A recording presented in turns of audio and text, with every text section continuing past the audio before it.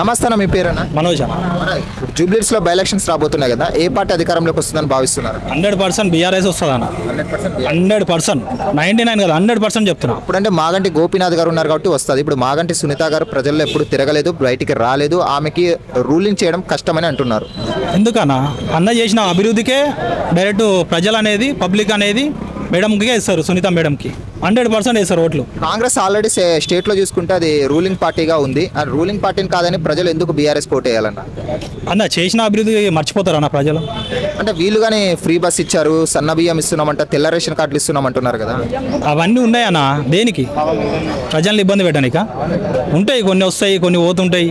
ప్రజల్ని ఇబ్బంది పెట్టేది అవసరం లేదు.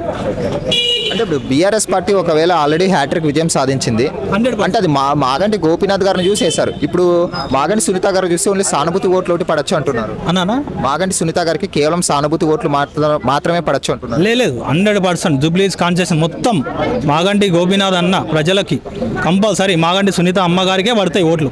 100% పడతాయి. ఎంత మెజారిటీ గెలవబోతున్నారు? నేను చెప్తున్నా 50 to 60% దాకా వచ్చేస్తుంది మేడం. ఓకే, థ్యాంక్స్ అన్న. జై తెలంగాణ.